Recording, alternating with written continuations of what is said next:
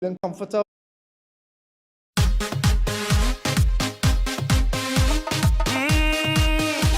Yeah. Never let your problems get you down. Stay focused and hold your ground. Because what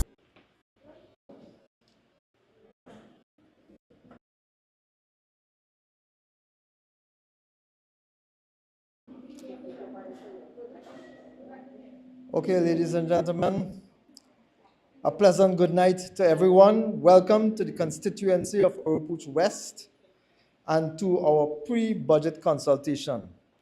As always, we begin with the national anthem, which will be sung tonight by a student who I first met here a few years ago.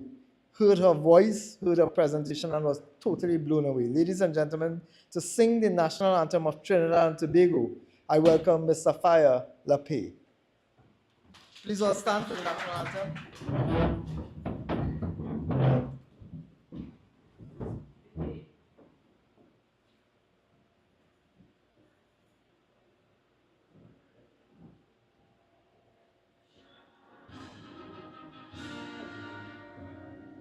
Forged from the love of liberty in the fires of hope and prayer, with boundless faith in our destiny, we solemnly declare, side by side we stand, islands of the blue Caribbean Sea, this our native land.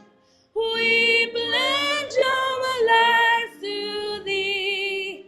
Hear every creed and race find an equal bliss, and may God bless our nation. Hear every creed and race find an equal bliss, and may God bless our nation.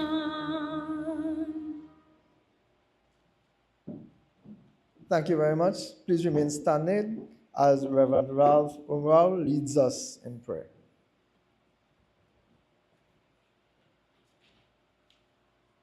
My dear friends, there is one God, one earth, one sun, one moon. Let us bow heads in prayer.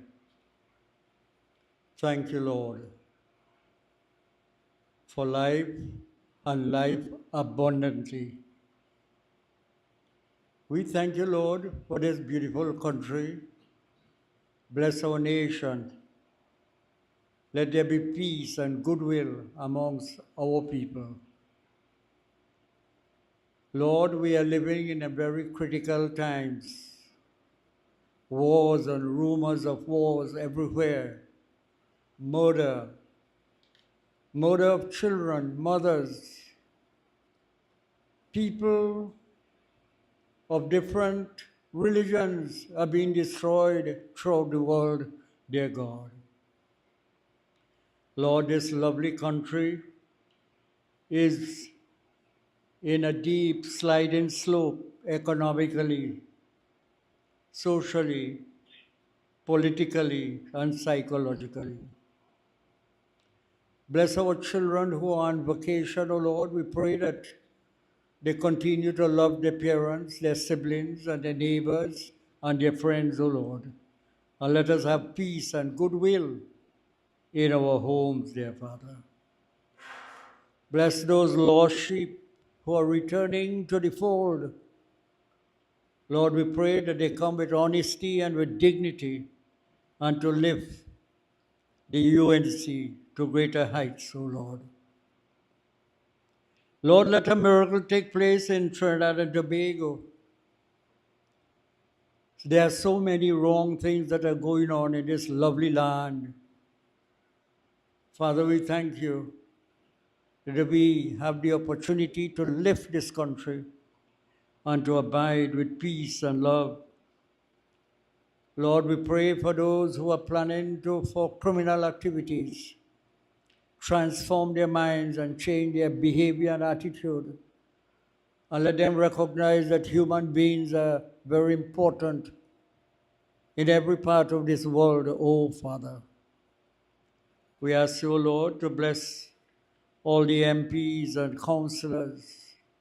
Give them the wisdom and knowledge to do the things that are right and honest in your sight, O God. Bless the poor and the needy and the vulnerable, O Lord. Give them strength and courage to enjoy living in this beautiful land. Let truth, beauty, and goodness be our watchwords, O Lord. For truth engages the mind, beauty engages the heart and its imagination, and goodness engages their very humanity and inspires them to love deeply. Lord, let your Holy Spirit be with each one of us here in this meeting, and let this meeting be a grand success, O Lord. And at the end of our meeting, let us go home rejoicing and say it was good to be in this meeting this evening. All these blessings, O Father, I ask in your precious name. Amen. Thank you very much, Reverend Tumrao. Please have your seats, ladies and gentlemen. As I said, tonight is yet another installment of the UNC's constituency pre-budget consultation. We are here tonight to listen to what you have to say, what your experiences are, what your budget recommendations are. Within the next 2 months, it's likely going to be in September, October, the annual budget that determines what monies are spent and where it is spent in Trinidad and Tobago by the government currently in office will be read. Today's event gives you the opportunity to signal to the opposition and to signal to the government as well what your views are, what priorities you want to see this government manifest. So therefore, it is critical that you speak back to us. So today's event is an opportunity for us to hear your stories. It's for us to tell the government how you are feeling, what you think could be done differently to make your lives different. And I say that in the context that over the last 9 years, this government has spent over $530 billion. That is more than $1 trillion.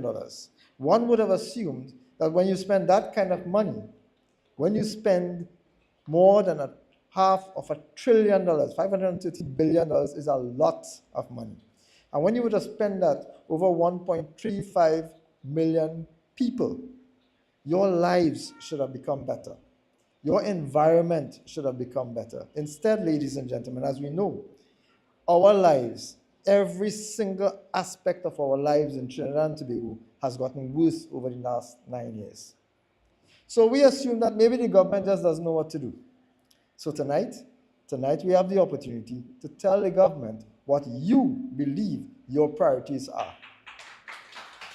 Because bear in mind that myself, my colleagues, elected officials, the government, are all here as representatives of you.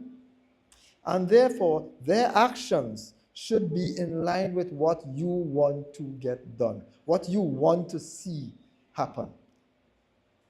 I don't have to start to tell you all about crime. We know it. I don't have to tell you about the crisis in dengue fever outbreaks that we're having here. You know it. I don't have to tell you about the water supply crises that we face all the time. You know all of these issues. But you see, when a politician says it sometimes, it gets muddled. When the representatives of the people speak, we must be informed by what you tell us. So tonight, you are speaking not just to the national audience, because we are live streaming on the UNC platforms. You are not just speaking to that national audience, you are also speaking to the MPs and senators. Your views will be collated and will inform the positions we take on the House of Representatives and in the Senate on the annual budget going forward. What you say to us tonight is what will inform us of what we should be telling the government as your representatives. Because the United National Congress is your voice. This is the opportunity you have tonight. Now, these talks are open to the public. Anyone can attend. We're going to be having some more consultations going down into August, mid-August, with the pre-budget consultations. But I also want to welcome persons who may not be here tonight, but who will be watching this online, and who may have suggestions, comments, etc., that they may want to submit to us. So tonight, I want to share my email address, devendranathtanku@ttparliament.org. Or if you can't spell Devendranath, let's go with davetanku@yahoo.com. DAVETANCOO@yahoo.com. So if you are online now and you have suggestions, you have concerns, you have issues you would like us to raise in the parliament and in the national sphere, please feel free to send us your information. Send it to my email address. As I've said, tonight is about you. Tonight is about hearing your voice. But it is important for us to also find out from you some basic information. So when you come to the mic to make your presentations, you will be lining up on the side and come up to this very same podium to talk to your friends and your colleagues and your associates in the audience. I have somebody who will be taking notes, and that information is what will be transferred out. But for that to work efficiently, we need to get your name and where you come from. We want to have as much participation as possible, so therefore we'll be welcoming persons to speak for between 3 and 5 minutes. If we speak longer than that, we may deny somebody else the opportunity. So we will try to keep to that time frame so that we can get as many views and perspectives as possible going outwards. If during your 3 to 5 minutes you find that you have not made as much points as you would like to, then I will invite you to hold on to the end, and when the first batch of persons will have finished, if there's still sufficient time, you can engage again, you can return to the mic, and if not, ladies and gentlemen, send it to us in writing as I've indicated. Tonight we are doing what the opposition is supposed to do. We are supposed to hold the government to account. We are also doing what the government is supposed to do, which is to consult with you. No government minister has been having consultations in their constituencies. Would you believe that? So they are devising policies without knowing what the people really want. And we already know how that has been working out, because your conditions, your standard of living, your quality of life has collapsed under this government. As I said, $500 billion spent, $530 billion spent, and things have only gotten worse. So, ladies and gentlemen, that will be sufficient. Tonight is not for me to make speeches. I'm very capable of talking nonstop. Tonight is about hearing from you. Tonight, to get the ball rolling, we will have presentations, very brief presentations, so that you can get some gathering of your thoughts from 3 individuals, and then open the floor for you all to comment.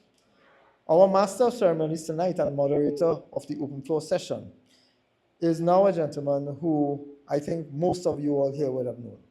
He has been the champion of the dengue crisis that has taken control of Trinidad and Tobago.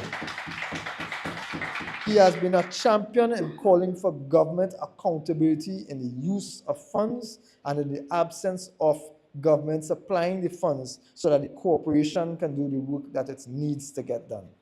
Ladies and gentlemen, he's a management expert. He's a public speaker and a trainer of public speakers as well. I welcome to the mic tonight to moderate the proceedings going forward my very good friend for many, many years, Mr. Gautam Maharaj. Thank you. Thank you very much, Member of Parliament for Oropouche West, for such a great contribution this afternoon in the Oropouche West pre-budget consultation. For those online being held at the Pinal Presbyterian School, feel free to drop in. There may be a little room that we can make. This hall is filled already by many enthusiastic residents ready to give their contributions to such an important event as the budget. And also, thank you. Just 1 second for the audio to come back on. I have a big mouth, but we wanted to get onto the online audience? Okay, good. Right, okay, nice. Tell me.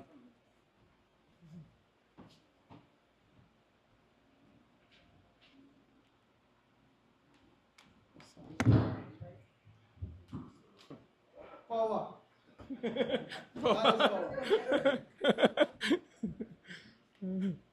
Power, power. Just bear with us, we'll get through quickly.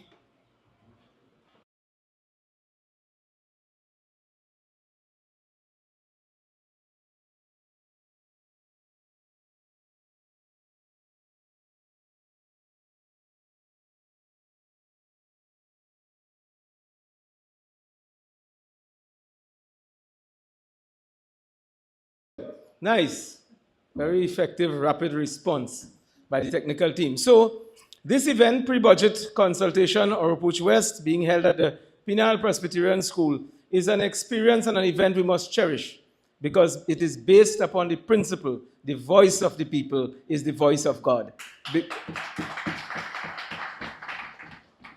Because, as the MP would have said, it is these inputs here, these very simple, practical input that will reach the hallowed walls of the parliament and be input to the budget process, which is a very important process. The budget process, the financial management of a country really is related directly to each and every one of us well-being. And I think I don't have to say that it is time we really participate in these sessions and let it be known in the parliament that we want to take back our communities, we want to get back our life. And the first speaker who has volunteered, very brave young individual, to be able to give his voice to this experience and to this event is a young man who is a law student, and he has been a voice and a representative for his year at the UWI, and he's also a student of procurement, a very important area today, procurement and supply. And he's very, very, very interested in being a representative of people, their views, and today he has volunteered to give his views to you. He is none other than young Aaron Aziz. Let us welcome the speaker. It's really a pleasure to be here. I want to start off by saying good evening to the esteemed chairman of the United National Congress, Dave Tanku, my fellow speakers, and you, the members of this great party. My name is Aaron Aziz, and I am 19 years of age. I'm a current student at the University of the West Indies, where I'm pursuing my Bachelor's of Law, and a student at the Chartered Institute of Procurement and Supply, where I'm undergoing my diploma in procurement. Tonight, I've been asked to speak to you about the critical issues we are sadly facing in our educational system and the broader societal challenges stemming from the lack of proper allocations in our national budget. To start off, it's without a doubt that it's hard to find employment right now, and that's due to the small work pool within the economy. For example, many teachers and doctors are left unemployed. Hence, the economy needs to grow. The aspiration is to fly abroad. That only applicable to rich families. Why is this the norm? So what are taxpayers paying for? And then there's such a high cost associated with education. There are so many peers of mine that wouldn't be able to attend, you wouldn't. 6,000 USD a year? It's heartbreaking, and personal sacrifices and parents breaking their back 24/7 to send their children to school, sometimes solely on public transportation because they're living halfway across the country, or to stay on campus, which is a bare minimum of 2,000 in rent a month, or most times 2,500 and 3,500 a month, just to come out after to get no work. Aren't we the same individuals who were taught in school? When you do hard work, you get good grades, and we see that happening. So how come when we do hard work and we come out here, we're not getting good employment? All these sacrifices genuinely for nothing? The school and university environment's not perfect. I had countless teachers tell me in my life is whether you pass or not, or you get all your ones, it doesn't matter, I still getting paid. I have all my ones, I have all ones. And do you understand me? I fully understand that is my education. But after all this hard work, I come out at least some month income. There's currently so much disrespect and violence in schools right now in Trinidad and Tobago. And to top it off, the country's education system is outdated, and there needs to be better training for our teachers. We need more development in fields such as IT, e-commerce, robotics, and engineering, or at least specialized degrees so we could develop in specialized fields. There is a need for proper goals and harmonious development. For example, we have swimming pools in Trinidad and Tobago. Swimming is one of our national sports. Are we preparing enough funding for coaching? There has been a significant reduction in the number of scholarships from 400 to 100 and a bursary system that implemented to only assist 500 students.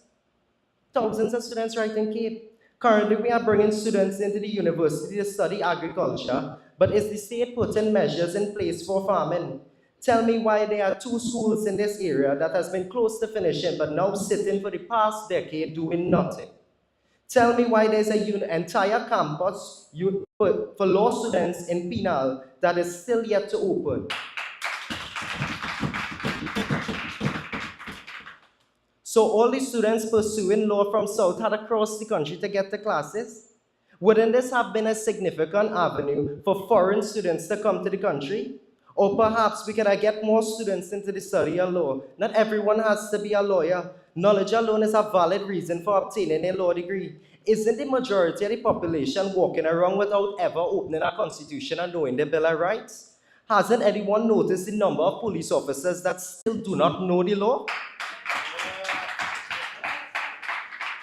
We are not asking questions like, where is the training for renewable energy, climate control, and AI technology? To start alone, we need apprenticeship programs to give us practical skills that are required in the fields, like what Petrotrin used to afford to new engineers in the past, giving them skills that make them experts in their fields. Now ask upcoming engineer students, what is their plan after their bachelor's now? Entrepreneurship, a whole nother certificate, Guyana, really? Brain drain to its max. Probably our only service offering practical skills is OJT. We need more than that. You need to be more marketable. We need more practical skills. Because when we don't become something after all this hard work, it just leads to an array of mental health problems, frustration, depression, and leaving a space for crime. To the point that foreign nations are warning their people from visiting Trinidad. We have astonishingly built a society where gangs are offering our students more closure than the states are offering them. Where a hit song about violence and 90% chance of getting murdered in a year, giving you more opportunity than a bachelor's. We are here aware that the majority of Trinidad and dancehall local artists not doing what they say in the music. They want to live, they have love, get to know them, they are human. I'm sure most of them wish their life was a 9 to 5 every day in AC with a steady income. You don't think they tell the young ones to stay in school? You don't think they tell the young ones to stay out of jail and don't get killed? When it comes to music, reality sells. People listen to what they relate to. You expect violent songs to stop when the state doing nothing in its power to change the economy?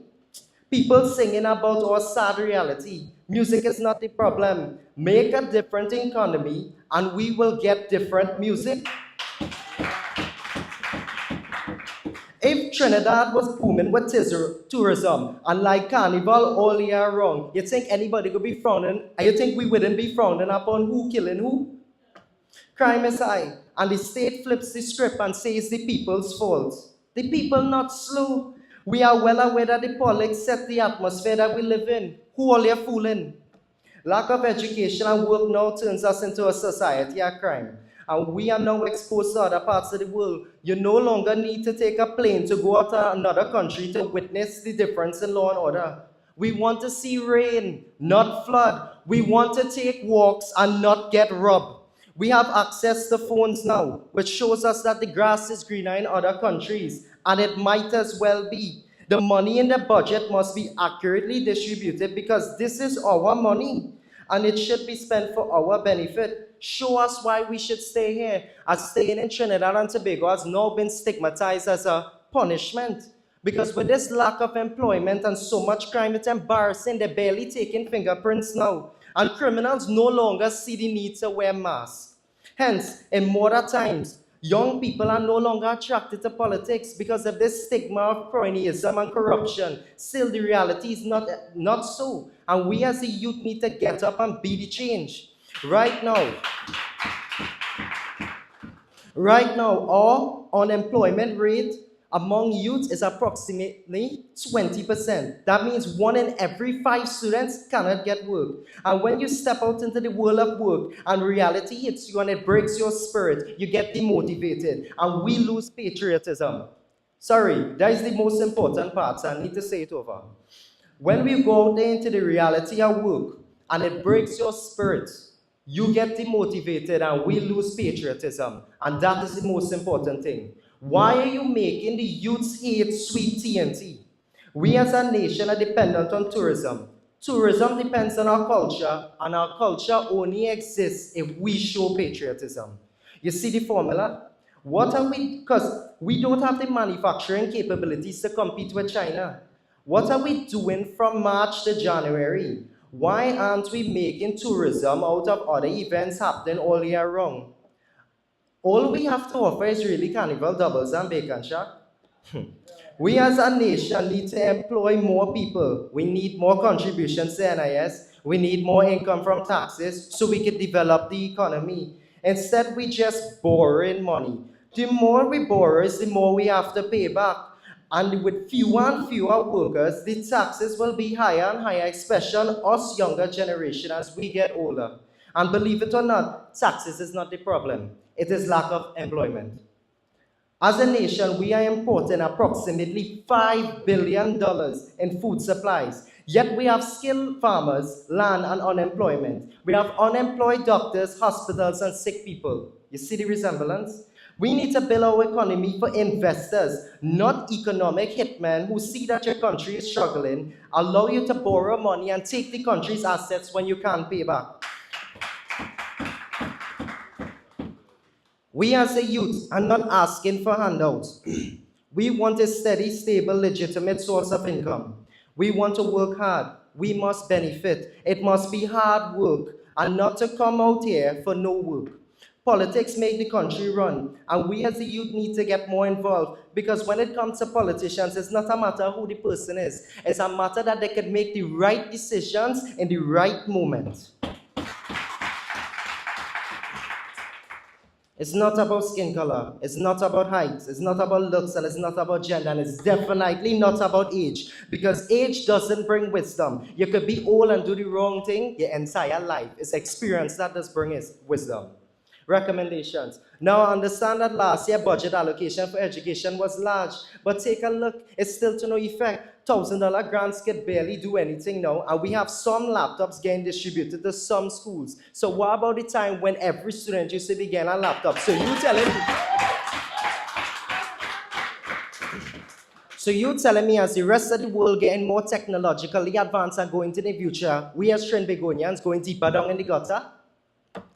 To what end? You're creating smart people, but where the avenue for the smart people? And it's simple, harmonious development. Build hospitals while you create doctors. Invest in land while you produce farmers. And build cities around these industries. Do you know why there is not just an access road to go to the children's hospital to branch off from the highway? Because the plan is to build apartment complexes and other forms of businesses so around the children's hospital, which brings in more employment, more taxes. For example, St. Augustine was built around the University of West Indies. We need better training for our teachers also. When students asking teachers in school questions, all teachers going is and moving on. The quality of teachers matter in the place that we are putting our schools. It is clear to see. Take a look at why the prestige schools are always on top. We might place teachers that have the IQ, but do they have the AQ and emotional intelligence to be a teacher? Notice that a lot of our problems aspire from the youths in our generation lacking emotional intelligence. We need to maximize their chances of developing these skills, especially in schools. We will lessen all this disrespect and violence. We also need to allocate funds to ensure that there are seminars that are always provided for mental health and not leave up to internal committees. We may also want to take a look at developing to fully educate students on tourism. Our nation heavily depends on it. Perhaps we need to even look at avenues where students get acquainted with content creation that might boost our tourism through views. In closing, our educational system and broader societal challenges require urgent attention. We must prioritize education, not just in terms of funding, but also in training, innovation, and practical skills development. Our youth deserve opportunities that match their hard work and potential. We can build a stronger nation by investing in specialized fields, supporting educators, and creating real-world programs. Addressing mental health and crime is equally crucial. To provide our youth with the support that they need, let us foster national pride and patriotism by ensuring our young people see a future filled with opportunities in Trinidad and Tobago, so together we can create a brighter future for all. Thank you for your time and attention. Thank you very much, Aziz. Look, after hearing young Aziz, I can't wait for budget day then to give this input. Allow me to tell the government, no, you have failed the youths of Trinidad and Tobago. You have failed them in education. You have failed them in health. You have failed them in sports. You have failed them in security. You have failed them in every way that you have been put to be able to serve the youths of this country. You have heard it. It clearly aligns with the Kamla Prasad Bisesa vision, where schools were built. 2 schools a stone throw away from here. Young Aziz spoke of it. Cannot be opened to this day by this government. Bush is growing. The construction is collapsing. The university in Debe, there are students who wish to pursue law, and Bush is growing over it also. The health facilities, the teaching hospital was opened under the Kamla Prasad Bisesa regime. The sports facilities, right at that Debe campus, there's a field, there's a recreation ground and a facility there that is so beautiful. Ask the cricketers and so on, ask the sportsmen, that can be opened and be used and allow our youths to be able to participate in sports and to excel in sports. Today, it is under Bush. The question of the bursary, 500 bursaries, a very good figure that he gave there. I learned 500 bursaries in an entire country. Do you know anyone who received a bursary in Oropouche West? Laptops, closed off. He named it. So allow me to say to the government, you have failed the youths of Trinidad and Tobago. 24 hours around here. Things just, yeah, good. Our next speaker is well known to penal and environs. I'll call his name first, Dr. Narendra Rupnarayan.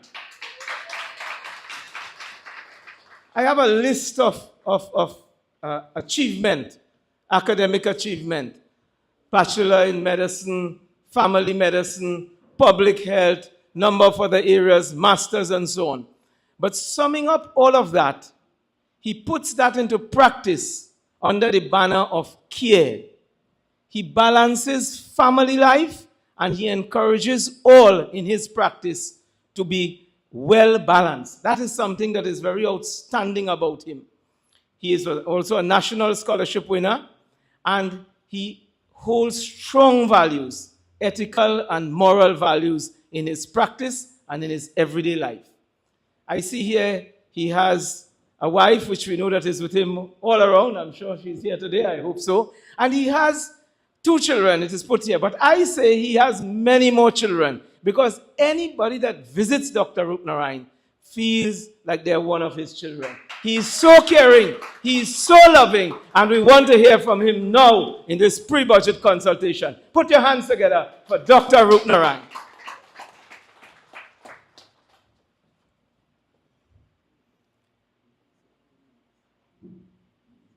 Mr. Chairman, Gautam Maharaj, members of the head tables, as we have 2 head tables, our host, the Member of Parliament for Oropouche West, the Honorable Mr. Devendranath Tanku. I think they could spell Devendranath, you know. D-A-V-E-N-D-R-A-N-A-T-H. Not so hard. Right. Moving on. Councillors. I see my councillor is here in front stage. Invited guests and members of the audience. A pleasant good evening, and thank you for that introduction, Mr. Chairman. It is truly my esteemed privilege to share with you some of my thoughts, ideas, and wishes surrounding the 2025 budget. especially from the dual perspectives as a doctor and, more importantly, a resident of this penal area. Let me start with my concerns and experiences. Firstly, you know I'm a medical doctor, so I will talk about health a little bit. Firstly, health expenditure is truly like a bottomless pit. And the answer is not just only about increasing the budgetary allocation, but more importantly, to properly utilize such in the recognition of the old adage that an ounce of prevention is worth a pound of cure. The knee-jerk reflex, when we learn that in medical school, excuse my medical idiom, when faced with an increase in mortality due to diseases such as heart attacks, strokes, renal disease, the normal thing to do, what people would reflexively do, and authorities sometimes fall into this mistake, is that they will pour monies into tertiary care. And whilst this is important, and I wholeheartedly agree with this, but it must not come at the expense of primary prevention and other public health programs, because these would target the chronic diseases that are the root causes for these issues and problems, like the heart attacks, the strokes, the renal failure.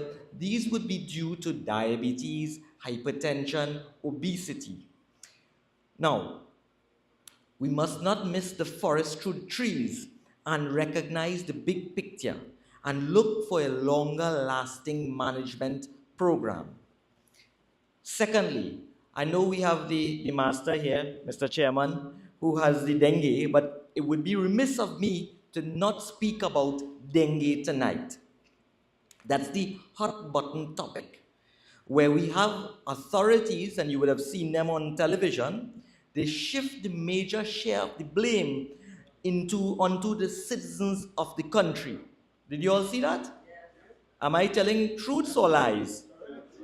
Truths. They say, we do we part. Is you and your neighbor. Is your neighbor place. All you breeding the mosquitoes. It is not the stagnant or non-existent drainage or, with rainy season, the naturally occurring small pools. It is you that they are saying that is the cause. It is true that we in health have been expecting a surge in cases for a few years, following the dengue natural prevalence pattern that we've come to expect. I simply ask, what measures have been put in place to deal with this overdue situation? I ask for a sense of clarity, because maybe, just maybe, somewhere, somehow, some of these following measures that I will discuss now were completed and we in the general public were left unawares. I ask again, more specifically this time, what recent integrated cohesive plan did the relevant authorities coordinate to mitigate the current rise in dengue cases? Besides chemical application and the big stick legislation measures that we've come to see from the authorities these days, was there an adequate alternative emphasis placed on well-documented other key components, including health education and promotion, active community participation, biologic control, and source reduction campaigns? I truly hope that these alternatives were explored, but I think they weren't adequately done. Do you all agree? And if they weren't done, they were done maybe with just empty lip service. We've seen that with the authorities these days. They know how to mama guy. As there's much evidence to illustrate that standalone chemical application measures by itself is not the best answer for vector control when it comes to the dengue mosquito. A simple cost-benefit analysis would have shown the need for a properly funded vector control plan to reduce not only the overall spending, but more importantly, to reduce the suffering of the people with the associated morbidity and mortality when it comes to dengue.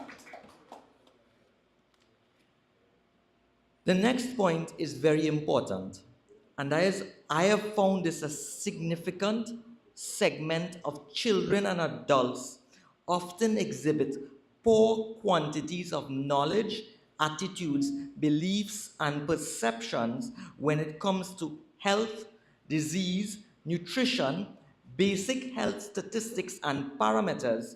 They also often underestimate the dangers of alcohol, smoking, and for the last 10 years, the so much increasing issue of teenage vaping. We have to target these things, otherwise we will have an epidemic in the near future. Let me shift gears a little bit, and as such, and say that water is still a major issue for the residents of this district. And I can speak from experience. Another year has gone by, and we still have to live with the empty, broken promises of a reliable and sufficient water supply. I have said it before, and I would say it again and again and again. Water is essential for life. WASA is making some in this community right here make a choice. And I've said it again, they're making us choose between drink or stink. We again implore the powers that be to address this situation once and for all. I do have a few recommendations and wishes to see in the next budget, however. Firstly, emphasis in primary care as the base of the health pyramid. As we all know, a strong foundation is essential. Adequate funding in programs specifically targeting the chronic diseases. For example, for hypertension, we could speak about HYP, how's your pressure? For diabetes, a sweet and low, right? For infectious diseases like dengue and source reduction in the society, we could use tried and tested simple campaigns like the 3 T's, tip, toss, and treat, and the 4 D's, which are dress, defend, drain, and dusk to dawn. These programs have to be properly marketed and need to capture the public's attention with the techniques proven to increase the public's perception and buy-in. Public health messaging via ad campaigns should be simple, catchy, creative, affordable, replicable. It must include a call to action. It must have smart targets and must have an understanding of our unique Trinbago circumstances. If these programs are successful, we would have significant cost savings and provide the best bang for your buck. Next, the education curriculum has to be expanded to include basic health parameters and indicators of health starting at the primary school level. At the secondary school level, in the Form 4s to Form 6s, we could have a coordinated health drive with the Ministry of Health support and guidance to encourage these students to disseminate information to the public via properly curated health topics as part of their community service choices. The next point is very succinct. I'll keep it short. Improve the WASA supply equitably, and promptly. Full stop. The last point is by far not the least, but there should be a holistic approach to maintain the health status of our nation. We should adopt the 3 A's, which is adopt, adapt, and apply. There's an urgent need for successful community participation programs, and it starts by identifying the existing CBOs, FBOs, NGOs, and providing necessary support, funding, and partnering with these to encourage the dissemination of health information to the persons who need it the most and in the manner that is most acceptable to them. I leave you with this observation I have made over the years in my practice. It is easier, much, much easier to attain something than to maintain it. I thank you all for your kind attention. Good night and God bless.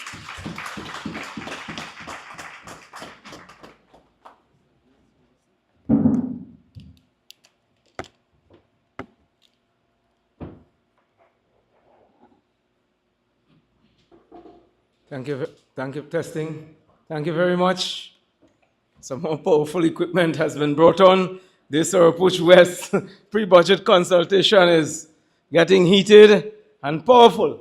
Thank you very much, Dr. Rupnarayan. Let's give him a round of applause again. Very informative statistics, and definitely that call for water, for the Water Authority to better manage the utility water to the people in South, to the people in Pinal, to the people in Oropouche, is a call that we all stand by.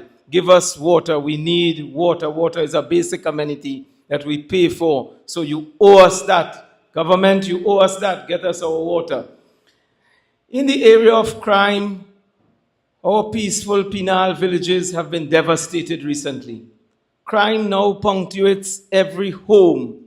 Businesses are closing up early. Families are building more and more burglar-proof and trying to stay inside. Everywhere you look, every newspaper you read, there is kidnapping, there is burglary, there is home invasion, there is murder.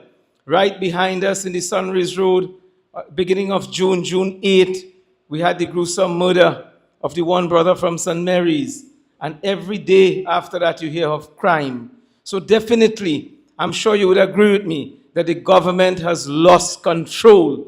The government has failed us in keeping us secure as citizens. And therefore, it is only fitting that the next speaker address us. The next speaker is a resident of this area, and professionally, he has worked at the Pinal police station, so he understands all of the ins and outs of the business community, of the residential communities in Pinal, and by extension, the region.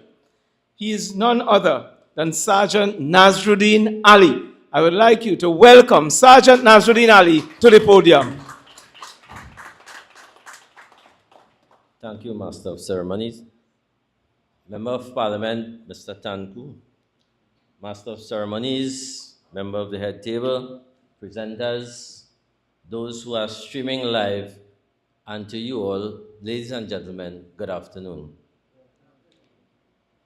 Mr. Tanku has asked me to come here tonight, or this afternoon, to make a contribution to the crime situation that is going on in this community and in the country at large. So, having listened to both speakers, I must say that medical and educational crime, that also has a part to play with crime, right? And straight on to the crime situation, we have different types of crime that is prevalent in the country and in the district. We have crimes of wounding with intent wounding. We have crimes of passion, wounding with intent, where people may have an argument, they may go online, a man may pull out a cutlass and chop somebody, you know. Crimes of passion, where this has to do with maybe married people, lovers, a little jealousy comes into play, a little cheating comes into play, and you get that crime of passion where murder takes place or some other form of crime. These are things that maybe the police may not be able to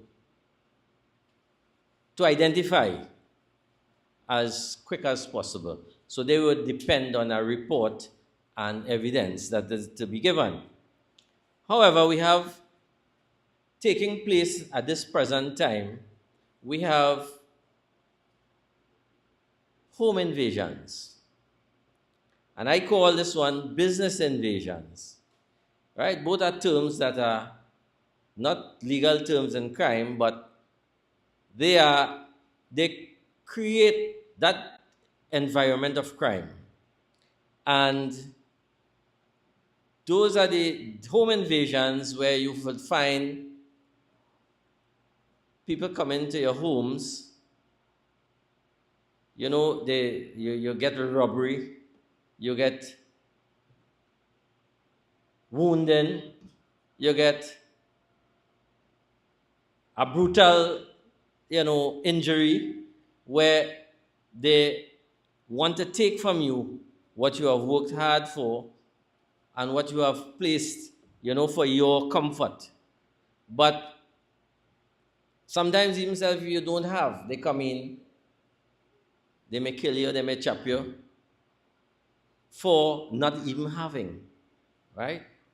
And you have the business invasion. Similarly, you go into where they go to the groceries or go into a business place and attack you to take a gain from you, right? Innocent people, innocent members of the public, customers, you would see that they would also get involved in that, where they would attack you, take what you have, and go with it. Sometimes they have kidnappings, and this sometimes end up in murder, right? If you listen to the news and you would hear a lot of shooting and murdering and that kind of thing. But I wouldn't go into that part of it because that is a different story by itself. But we talk about what we're concentrating now on is the crime that is really affecting us. That is the home invasions and the business invasions. So we have, I would recommend short-term solutions for these things, for home invasions, people come into your home, business invasions, and these short-term recommendations would be, you must be alert on what is happening around you now. This is a different time. This is not like before. You must be aware of what is going on around you. You must be, you are coming from home, to your home, you must be alert. You watch, be able to be aware of who is around you or what is happening. You're opening your gate, you must be able to take a second look, check your place, and one of the things, the other thing is be careful on how you give out information.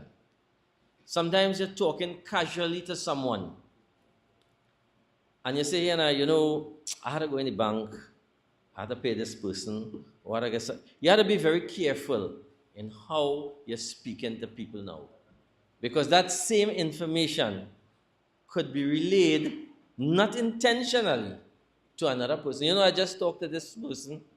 I would say Shanti. I just talked to Shanti, and she said she's going in the bank to pay this one. She's going for some money, plenty money. But they didn't mean, that. So they just give information. And that information will be relayed now to the people who want to come and rob you. So you have to be careful with how you give information. So it's a different kind of lifestyle that you have to look at, right? And you're coming from work, coming home in your vehicle, you might be seeing someone following you, right? So you look back in your vehicle, you see someone, you don't go home. You make a spin, right? These are just recommendations for you, your personal, safety. But we would move on to another type of recommendation, and we talk about the pre-budget. So we have the long-term solution where the police are the agent for where they are responsible for safety and security in the country as a whole. For every citizen or every person that living in this country, the police is responsible, should be responsible for the safety and security of them. However, the resources that is allotted to the police service may not be utilized in the manner it's supposed to be. That's my opinion, right? Because we're seeing it. And the resources, we hire all kind of consultants and so on, pay them big money, and yet you get no results. So the resources should be deployed to the various divisions. For example, I would say penal district. Penal district is a very big district. You imagine you have one vehicle in penal? Wow. Right? They may have other vehicles, but it is deployed otherwise, but one vehicle for inquiries in penal. And it's such a big area. So when the police gets a report, what would they do? They could try to avoid giving you an answer. They might use a form of hostility because they fed up too. They frustrated too. Right? So I am saying, if you divide penal into 4 pieces and you deploy 4 vehicles in penal area and you have them there, right? What do you think could happen in terms of response? You will get a fast response.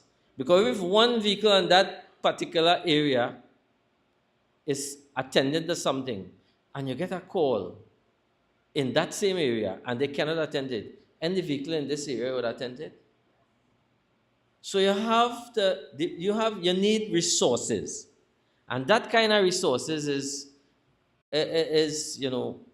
hope you all taking that recommendation, because they need that kind of resources to attack crime, to deal with crime. And what about the situation of manpower resources? The manpower resources in these stations are not adequate. They need to look at how they do things now. It's not about a foreign system you're bringing into the country. You need to look at the culture. You need to look at the way people think now.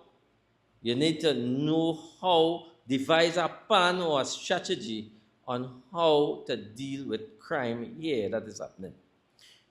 Intelligence, I use the word intelligence, but you need a ground crew to get information. You must know who are the bandits. You must know who are the people who are encouraging crime.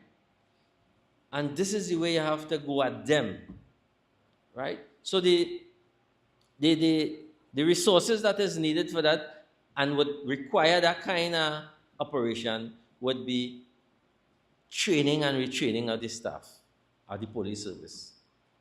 You need to train them. In my time of this police service, I have been trained in all different aspects. I'm not boasting, but I've been trained in all different aspects of crime.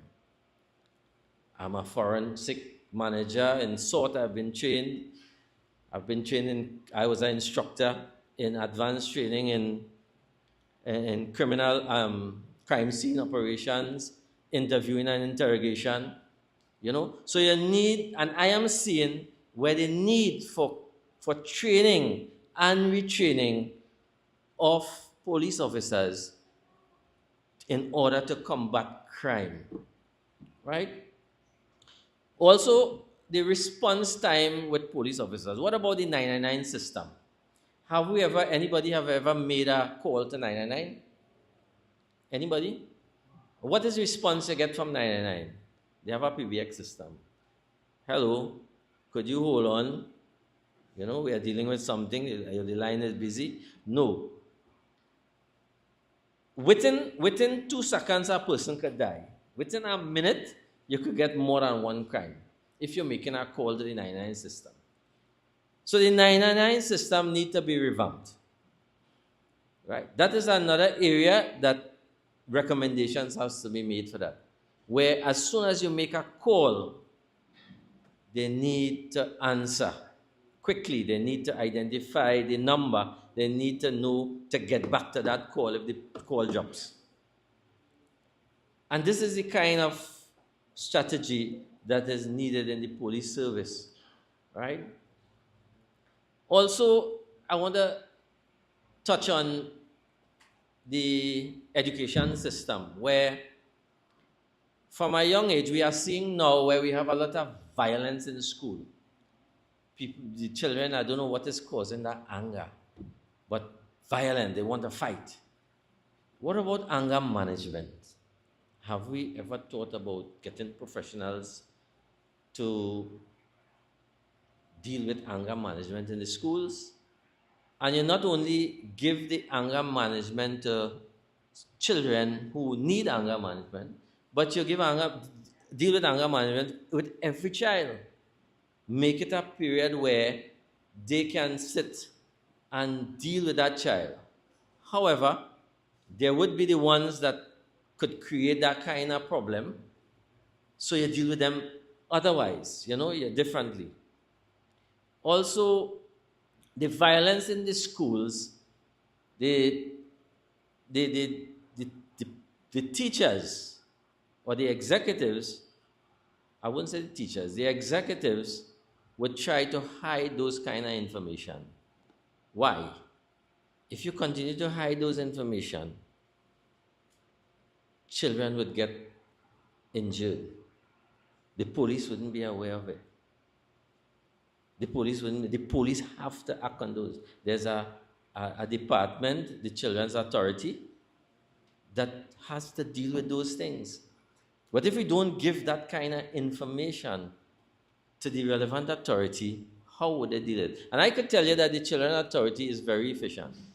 Yes, they are backlogged in their work, but they're very efficient. Right? So we need to use some of those resources need to be deployed in those areas that could have an impact on the crime situation. Right? Also, the police service, I didn't want to go there, but I think it's something that would have a great impact if dealt with. The system of, I want to put it in a way that, that system of promotion, that system of management, when you promote people, you have that middle management where I see a serious problem there. The middle managers, talking about corporal, sergeant, inspectors, they are not supervising. Sorry to say that, but they are not supervising. They are not dealing with reports in an effective manner. And my recommendation is that they need to be trained in police supervision so that they will be able to manage their shift, manage their station, manage their manpower resources so that you can get effective response and proper investigation to be done in the community. Right? So I am saying that if these these little recommendations that are, I would propose to whoever or the powers that be who can advise or persuade or, cause some of these recommendations to take place, I think it would have some form of impact in crime. So that's my contribution for tonight. Thank you all. Thank you very much. Definitely from listening, we can say that Heinz has failed us, Ola has failed us, and by extension, the Prime Minister has failed us.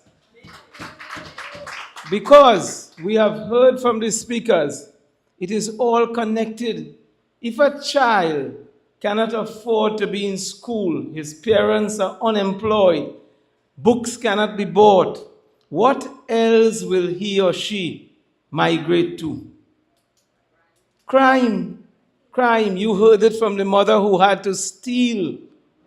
She let out exactly what was going on inside of her. Not that anybody condones crime, but when you understand the context of why she operated and how she operated, I can say there are many people who are looking for the opening of the school day, but they do not know how their child will get their books, how will they get their uniform. This is the state of the country. This is the state of Penal and the communities here that are without jobs. Unemployment is at its highest.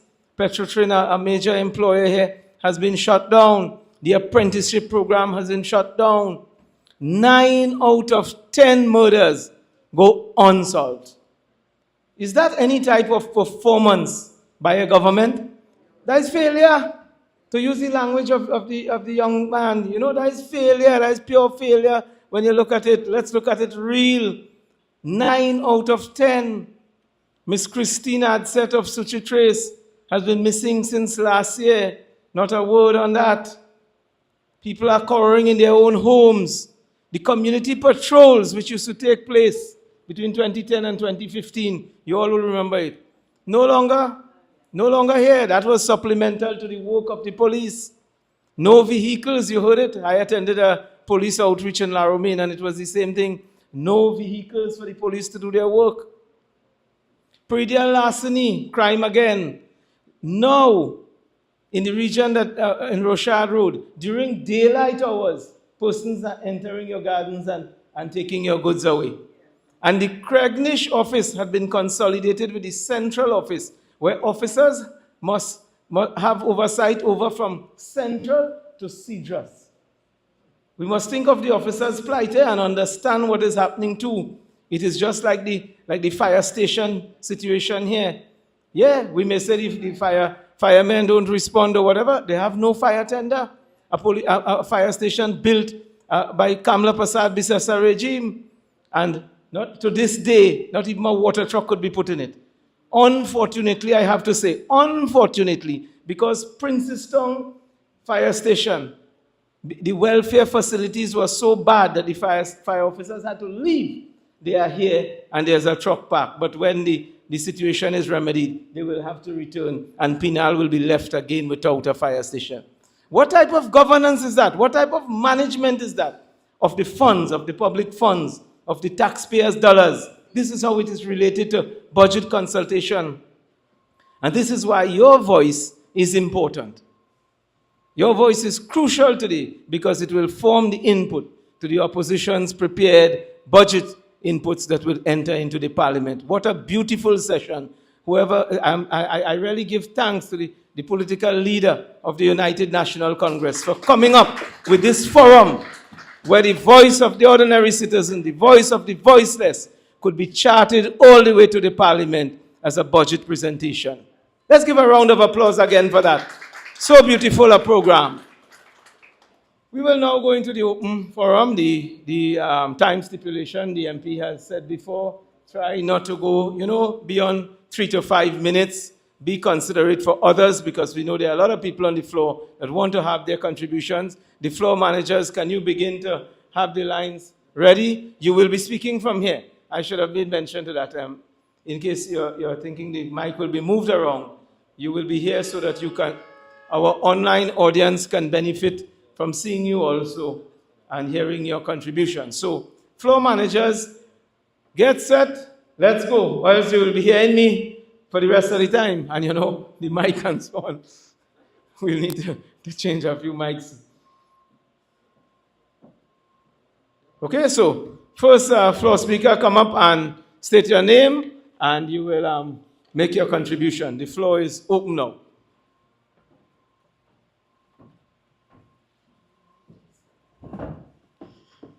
Thank you, Mr. Chairman. Good evening, everyone. My name is Raven Ramswork, Councillor for the Electoral District of Palmis Hermitage and PRO for the Oropouche West Constituency Executive.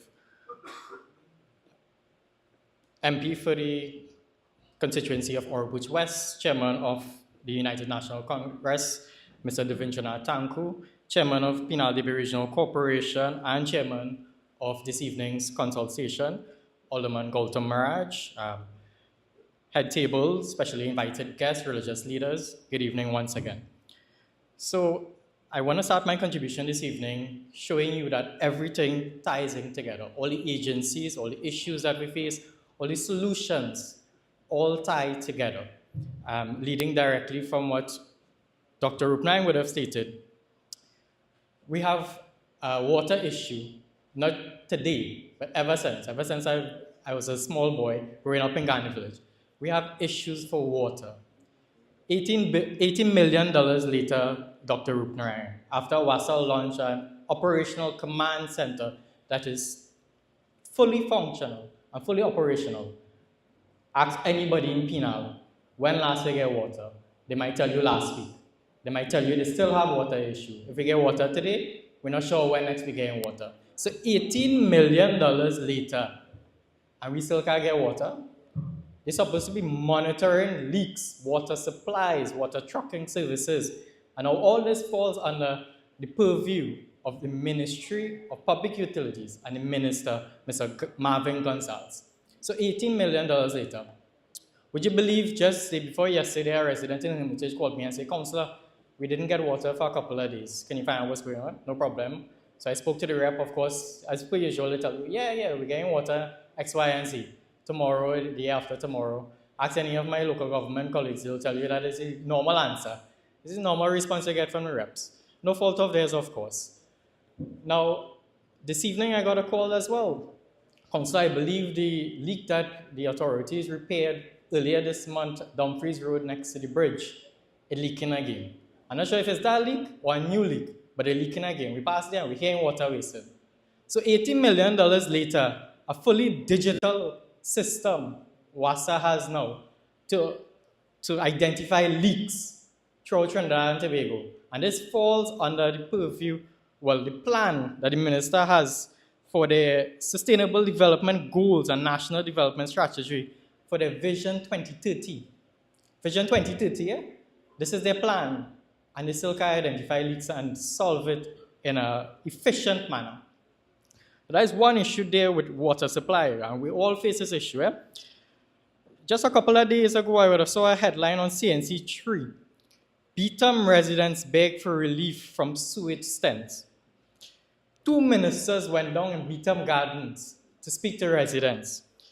The minister and the MP for Laventil West, Fitzgerald Hine, and of course, the Minister of Public Utilities, Mr. Marvin Gonzalez.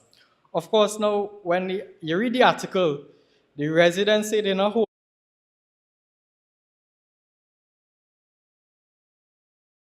Why? Because they're facing this issue 20 to 30 years now. Facing an issue with sewage flowing in the drains in front of their property, coming into their property. But this is not just in Beetham Gardens. If you search overflowing sewage, you would see Sunkist Development, Block 7 Palmis, Block 6 Palmis, Palmis Boulevard. These are issues that we are facing right here in Pinal-Debe as well. So why the minister didn't come and visit we down here? Instead of sitting down in your office and you have the ministry, you know, you're spending so much money is allocated to this ministry. Why are you not visiting and resolving these issues that residents facing so long now? We have a budget you're allocated a budget. Don't tell me you have a vision 2030. This is not a today issue. We're facing these issues years now. And just a reminder to the Minister of Public Utilities, you're not just in charge of WASA, it's public utilities. TNTEC fall under your purview. And why I say that, I saw recently TNTEC issued a little flyer with regards to streetlight maintenance. And they're saying, within 7 days of reporting a non-functional working streetlight, the authority is supposed to fix the streetlight. That has happened. And you see how much streetlights not working in Pinalebe when you were coming here? How many streetlights in front by you working? And you know what's the worst part about it? I reported a streetlight to TNTEC in front of my property. TNTEC sent me a letter and told me they repaired. Well, I confused. I want to know if they come this morning, in the morning when I wasn't home, and repair that. So I waited till nightfall, of course, and I sat down and I watching this letter, I watching the streetlight. The streetlight not working. They have to be out of their mind. But they're coming to you and telling you they want to raise your utility rate. RIC has hosted a slew of consultation throughout Trinidad and Tobago, and yet they're raising your utility rate bill. You can't fix streetlights? What is this ministry really doing? We can't be having plans for quite 2030 and we can't fix the problems of today. I realize my time is up, but I want to remind, while I commend the opposition and the United National Congress for hosting this public consultation, and not just today, these are years now, because they are doing this and giving voice to people of Trinidad and Tobago. This is wishful thinking, and why I say that and why I'm closing with this remark is that you can read how much, this government can read how much budget they want in Parliament. At the end of the day, they come and do what they want, and they will come back and tell you, we want more money because we didn't get to do what we wanted. And that is exactly what they come in to do. So in order to resolve these issues, as much as we could give the solution, exactly that, Councillor Kana, is vote them out. We have to get rid of this government. Thank you. Next speaker for the floor. The floor is yours.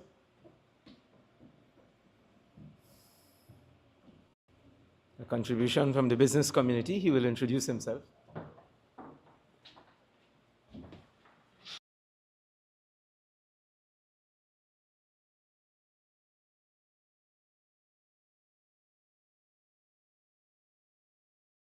Mr. Gautam Maharaj, the first servant and chairman of the Pinalebe Regional Corporation, my friend Ralph Umar, and presenters here. Councillors and representatives of the Pinalebe Regional Corporation and distinguished ladies.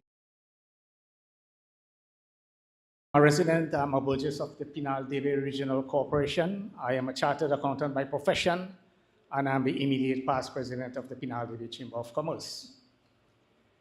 I have chosen this opportunity to stand here before you all to make some remarks.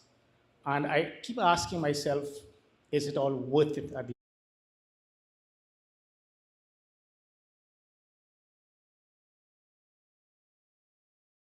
Does the average person understand the annual charade, where after 4 and 5 hours, the Minister of Finance will go there and spell whatever he has to, the opposition leader will come back and spend the same 3, 4, 5 hours rebuking what has to be said. The opposition and the government will debate for another week what is happening.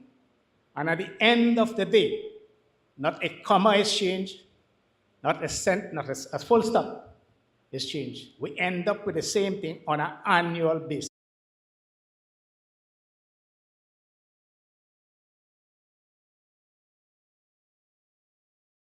In fact, nobody pays attention to us, whether you're in opposition, whether you're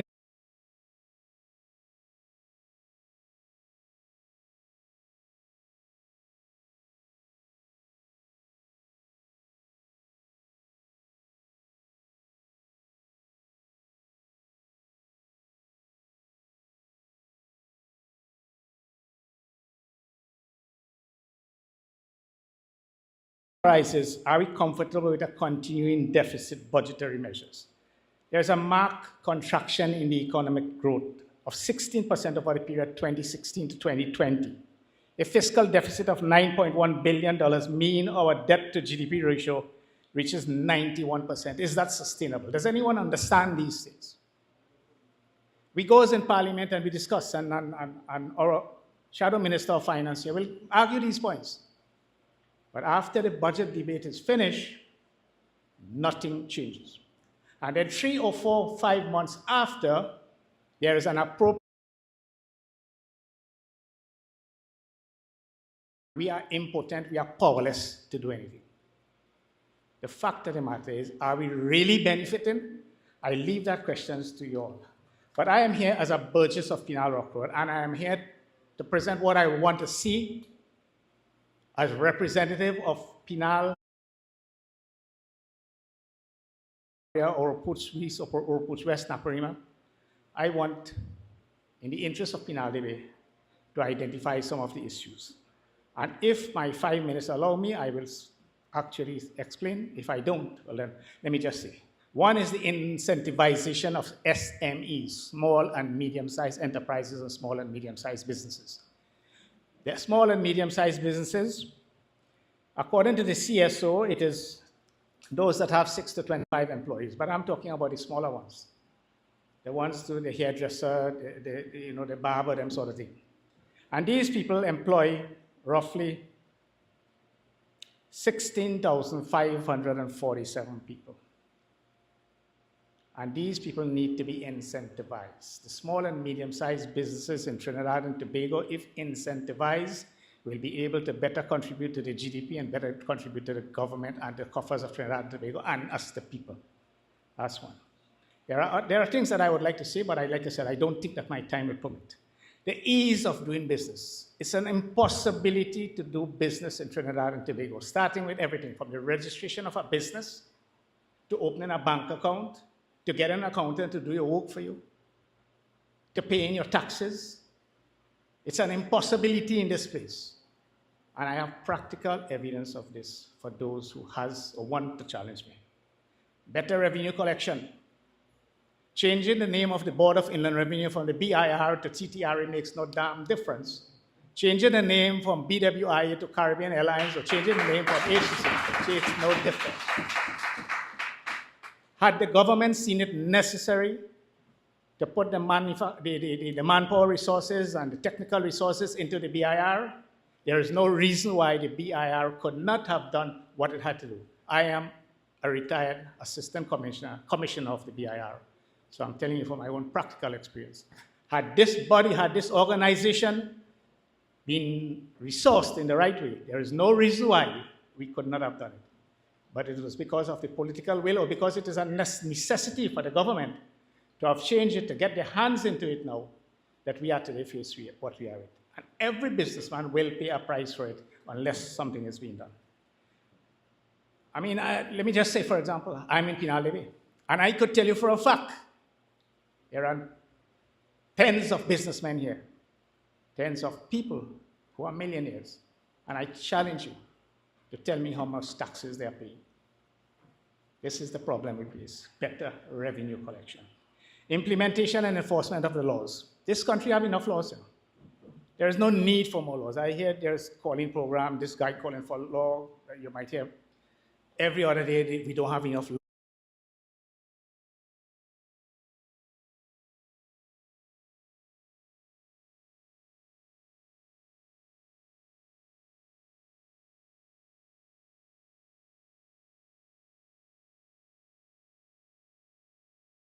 There are some that are outdated that need to be changed. But these are the things that I would like my MP, I would like the MPs from these areas to raise. I do not want to hear about geographical discrimination. We are aware of that. We understand the nonsense that takes place. I expect my MPs to lead the fight and to take us on the streets if it becomes necessary. The damn problem we have here.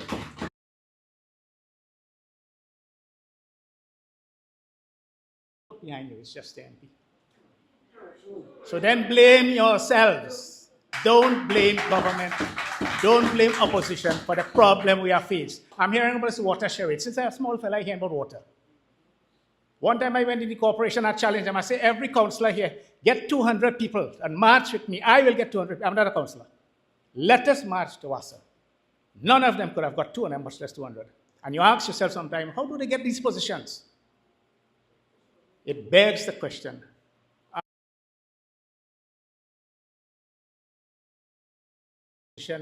We don't have the funds.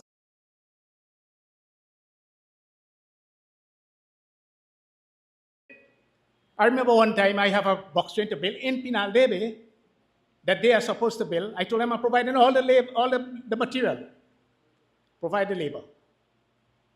The workmen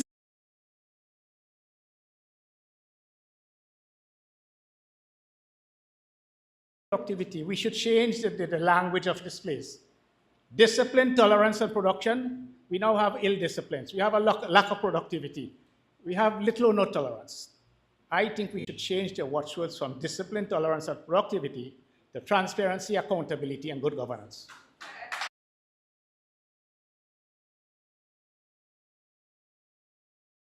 To start doing these things. Like I said, I don't expect that my 5 minutes would have been sufficient for me. Let me just here's just 1 minute of the time.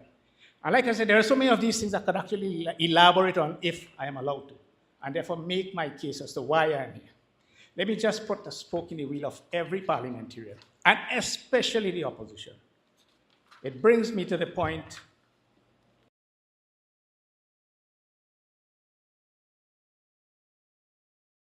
the question. I want to know which one of my MPs, which one of them will have the gall to go to Parliament and raise the issue of Tobago. Let me just point out a couple of things for you all. I crave your indulgence. I now turn my attention to Tobago. Tobago has a population of 60,000 people. Identifiable allocations in the 2022 budget was 50 million to Tobago Hall.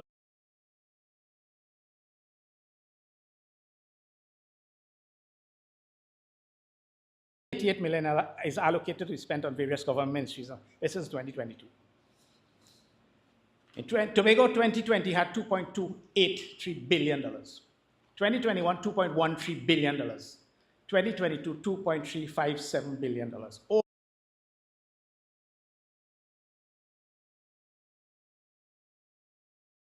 Pinal Debe had $751,166. And I want to say to you all, Tobago with Trinidad, Pinal Debe with 95,000 people and 5,000 Venezuelans, if we are given half of what Tobago gets, we could develop Pinal Debe.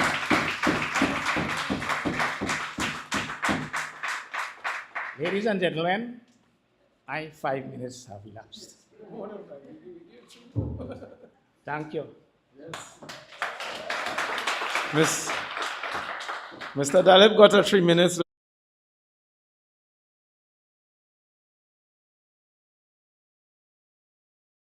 Labor, this year, at the Pinal Debe Regional Corporation, we entered into private arrangements and did a number of box trains where people bought the material. I'm sorry that way back when you did not have that, but we actually did that. So I think that one of your wishes have been fulfilled. Next speaker, the floor is yours. Good afternoon, everyone. All protocols observed. I would just like to see, on the local government standpoint, quicker release dates of funding to the corporations to allow for further repairs. Now, I would just like to point out that in the budget, you might get a nice large figure going to local government. But where's the sense of giving away a large figure and you're going to give us a release maybe a month before the end of the financial year? Right. So it's my opinion that if we were given the resources at a quicker date, the corporation and productivity wouldn't be increased. We would be able to repair more roadways, larger DP projects, further cleaning up the drains. Unemployment, correct. Just take, for example, if we had gotten the releases before, I think we could have combated dengue. We could have probably cleaned more drains and had more water courses cleaned. Therefore, it's my opinion, and what I would like to see is quicker release dates for fundings for the regional corporations to increase productivity in the Pinal Debe area. Thank you. Thank you very much. The voice of youth and very, very on point. I will explain to you what he meant by.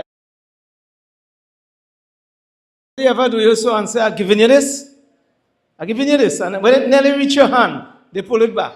That is what allocation and release at the Penal-Debe Regional Corporation. We have large numbers allocated. Box trains and all of those things. We have had to wait. We had less than 1/10 of the allocation release.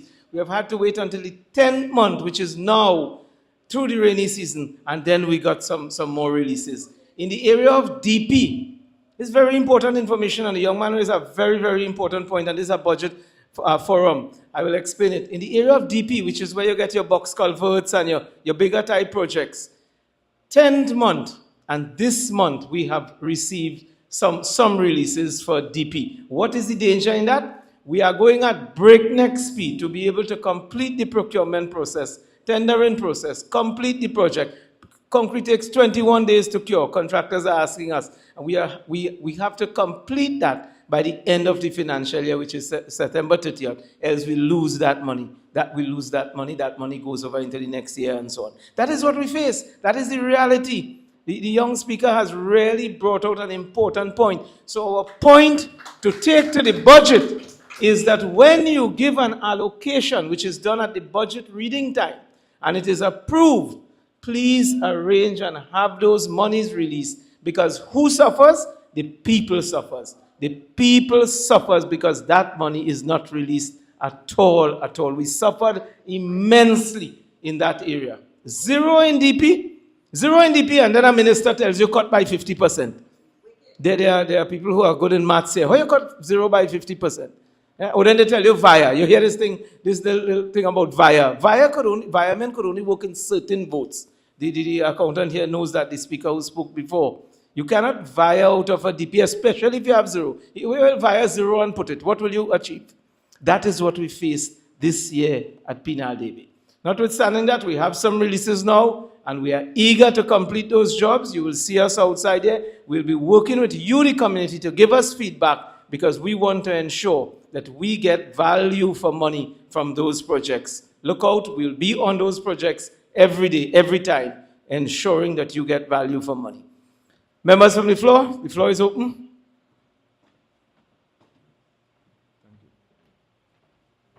Hi, good night. Assalamu alaikum, Sitaram, Namaste. Good night to the political leaders, the member of parliament, first barrier, MPs, senators, and all members of the executive. My contribution tonight is about crime. I am no longer feel safe in my own home. 5 years ago, I can have walked to the grocery and not be afraid of being robbed. Now it is not the case. My sweet TNT is no longer sweet. The criminals are now caught. They are not tired and never had the question for crime they commit. Yes, in this budget should show a large amount for crime, but how it is spent. My next topic is about property tax. Property tax. People work so hard to build them house and to own a house, and now them have to come and say you have to pay tax. Scrap the property tax and vote them out. Thank you. Thank you very much. What a very important contribution again that I will take the liberty to add.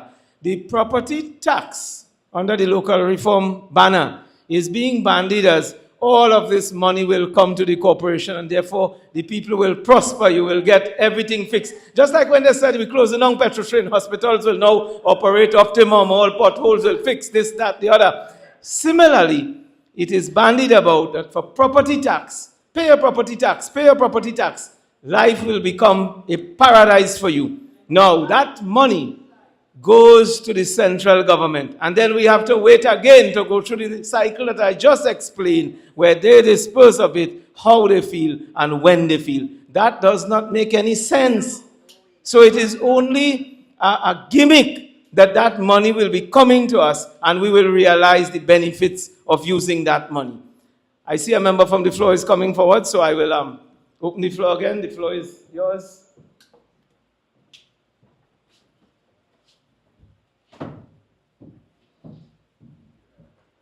Good night. Good night, each and everyone, to the Honorable MP. You know, I must say a special thanks to the political leader of the UNC, the Honorable Ms. Kamala Persad-Bissessar, for having such a forum like this. I cannot stand here and not say that. My one thing on the wish list is that this government allocate more money for agriculture. A lot of persons would have noticed that, yes, the government have been giving out like courses as well as land for persons involved in agriculture. However, this was done only for persons within the age bracket of 18 to 35 years. And what we are seeing right now is that a lot of persons is leaving the agricultural sector. They are leaving the agricultural sector. So what about our experienced producing farmers? What is there? What are the benefits for these producing experienced farmers? I see nothing from this government. What they are now doing is just giving you a little handout because budget coming, election coming, and we won the vote, so I'm giving you something to smile about. So to the government, increase the allocation for agriculture.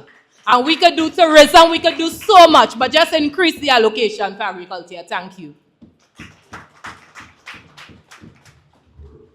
Thank you very much. Such an important topic, because simply to obtain a farmer's badge, you need to either own land or lease land. And we have been clamoring, and we meaning the United National Congress, and we as farmers also, because I feel the pain of what this sister described, because I am a farmer too. And to be able to get land tenure, which has been promised time and time again, it is extremely difficult. In the La Savanne area, we have championed that the leases should be given to the farmers there. In the Platonic area, almost very little or nothing is done to support the current farmers. That is a very important point. The aspect that you are seeing on the newspaper and on the media of farming and agriculture being bolstered is that those are incubation projects, which are important too in Chatham and in Palo Seco and those areas. But it will take some time before you begin to reap the fruits of such a project, because they are young people, they need to go through the learning curve, they need to come out when they are finished trained and be allowed to practice the activity of farming. But you have farmers currently that are dwindling and leaving the trade. In Woodland used to have over 70 farmers. Now if you go there, you'll just meet a handful of farmers. Platonic, which has over a couple hundred acres of land which was designated for farmers, you will meet about 10 or 15 persons. Pudai Lagoon, riddled with flooding and no arrangement for the floodgates and so on to be repaired. So farmers are leaving the trade of farming. Make farming easier. Where is the GAP program, the Good Agricultural Practices program that the government was supposed to deliver? They advertised it. What that program will do, it will allow our farmers to come up to the best practice standard so we can get into export. Do you know that our products, the Scotch bonnet pepper, the Moruga scorpion, the Moruga red, are in high demand in the UK and in America? We used to export. We were one of the major exporters of the Scotch bonnet pepper. And today, the DR, the Dominican Republic, and other countries have just snatched it away because the support for agriculture is not there. The rice project, I am giving you real-life examples. Right in Pinal and Barakpur, the project was done for return of rice. You all will remember Elder Rambalak walking with that document in his hand, championing that rice should be grown locally. Today somewhere we hear of some gift of rice and all of that. How long will that last? We must get back into rice farming, and this is what the sister is talking about. Put the things in place, and the lands are suitable for it. The farmers are there. The competency is there. Get back our farmers into farming, for which they have always excelled in. So many hurdles are there that the government is not acting upon. The locust, the giant African snail, the issue with the coconut and the beetle, the weevil, and then all of the other issues such as flooding, such as drainage, such as I mentioned, land tenure before predial larceny is a major deterrent for farming. So a point well made by the sister that agriculture is the area. Do not just allocate the money and do as I show you. Wave that bill in front of you and say, I'm giving you it, but nothing comes to you. Get money to the farmers, get the programs working, and our farmers are capable. I stand on behalf of our farmers and say that we are ready to plant those lands so long as the support is there. It will, you know what it will do? And the businessman was here, the accountant was earlier here. It will help reduce our import bill. That is what it will do. If you, and I won't go into it now, but if you get the figures for importation of sweet pepper, cabbage, and tomatoes into this country, you will be shocked at the high volumes of those commodities that come in and are continuously allowed to come in, whilst our farmers are suppressed and are suffering. Next speaker on the floor.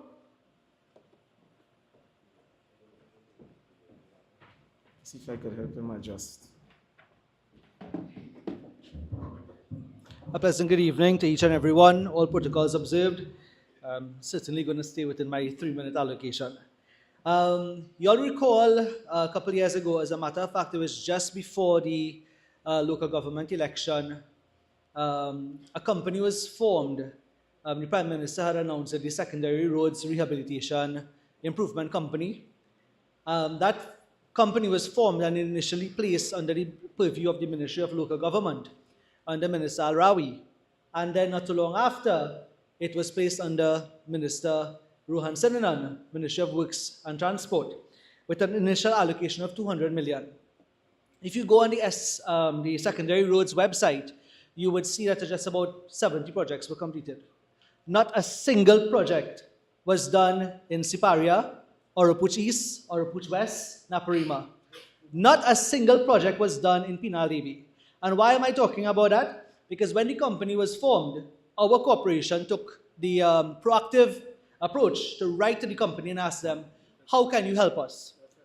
We would have reached out to them. They wrote back to us and they told us, Vice Chair, you recall, they said submit 5 of your most critical roads. There are 800 roads in Penal Levy. No data, 800 roads in Penal Levy. We were asked to submit 5. That 5 was Lal Bihari Trace, Diggity Link Road, Barakpur Trace, Solomon Knox Road, and Dumfries Road. 5 of the worst roads in Penal Levy were submitted. The entire investigation was done, an estimate was prepared and submitted to Secondary Roads. What happened with it?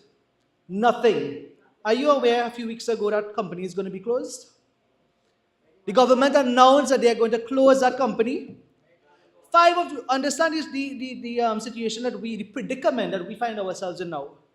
2 years ago, we were asked to submit 5 of the worst roads in Penal Levy. We, as a responsible council, submitted it.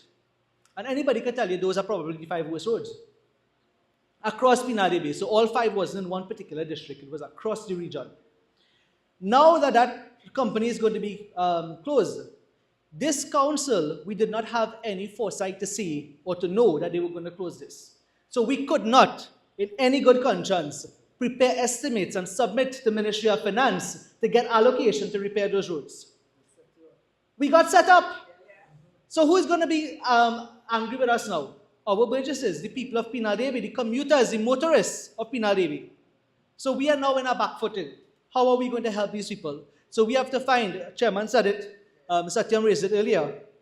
We, in the 10th month, it is the 31st of July 2024, and we would have just received releases for road material, construction material. Would you believe 1 million in allocation, we are unable to deliver on every single issue? We have just over 900 reports from our burgesses for road repair, for construction of box drains, for repair of slipper drains and construction of box culverts and so on. 800 to 900 reports of actual projects that have been properly investigated. Estimates have been prepared, but we just don't have the releases to match to deliver on those issues. So that was one. And the second thing is, Minister of Finance, Minister Rohan Sinanan, in Parliament, in response to MP Vandana Mohit, when she raised the question of how regional corporations are being chastised and being bombarded to help with the installation of speed humps. Minister Sinanan is on record, the Hansard will show, that he said, we don't need no help from regional corporation. Who said that? He said that his ministry, Traffic Management Division, is well resourced to install and construct and install their own speed humps. You hear lie? That is lie. Because this regional corporation, and I'm sure other councillors who are here from other regional corporations can attest, and in fact the residents who are here, you all have made several requests for speed humps, for errant motorists and so on, for the safety of pedestrians and other motorists. And those requests cannot be completed because the corporation does not have the resources to construct. In fact, when a request comes to council or your councillor, you have to write to Traffic Management Division to get authorization, to get permission. So when you send that correspondence, they will then send one of their engineers to come and they will say, here what, this is okay. This particular site that you're asking for the speed hump, this is fine. You can proceed. Who is going to proceed? Where the money coming from? Where the labor force coming from? But the traffic management branch, they are not resourced. So in this budget, I am asking for the Ministry of Works and Transport Traffic Management branch to be properly resourced to help with residents' requests for speed humps, for convex mirrors, and for painting of the safety signs on the roadway and so on. We have too much requests that are coming to us and we are unable to deliver on them because it is not our responsibility. It is yours, take ownership. And as it pertains to the secondary roads, what are we to do now?